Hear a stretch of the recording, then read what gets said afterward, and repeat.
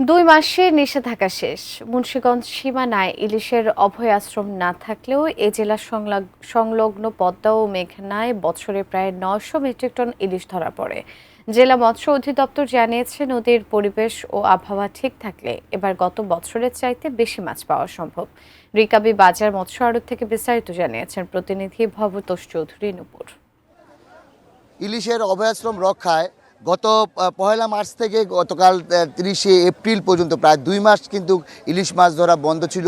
যে ইলিশের যে প্রজনন এলাকাগুলি রয়েছে সেই নির্বাচিত এলাকাগুলোর মধ্যে এইভাবে কিন্তু আমাদের এর ধারাবাহিকতায় আমাদের মুন্সিগঞ্জের শ্রীনগরের থেকে সেই লৌহজংয়ের পদ্মা নদীতে এবং মুন্সিগঞ্জ সদরের উপজেলা এবং গজারিয়ার যে মেঘনা নদীর সীমানা আছে সেই সীমানাগুলোতে কিন্তু ইলিশ মাছ ধরা বন্ধ ছিল।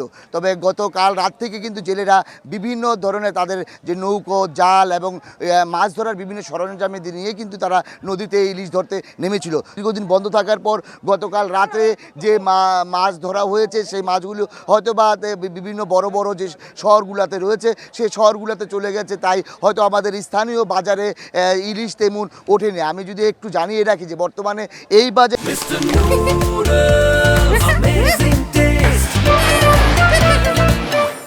যে ইলিশের যে মূল্য ছিল তা ৬০০ গ্রাম থেকে ৮০০ গ্রাম যে ইলিশগুলো রয়েছে সেগুলো কিন্তু আপনার প্রায় ১.৫ থেকে ২,০০০ টাকা কেজিতে বিক্রি করা হয়েছে এবং আপনার এর উপরে যেই ইলিশগুলো রয়েছে সেই ইলিশগুলো প্রায় আপনার ২২০০ থেকে ২৫০০ টাকা দরে বিক্রি করা হয়েছে। আসলে সর্বোপরি যে আমাদের এখানে যে ইলিশগুলো রয়েছে মুন্সিগঞ্জে যে পদ্মা এবং মেঘনার যে ইলিশগুলো বলা চলে ওরকমভাবে আসলে সেই ধরা পড়েনি।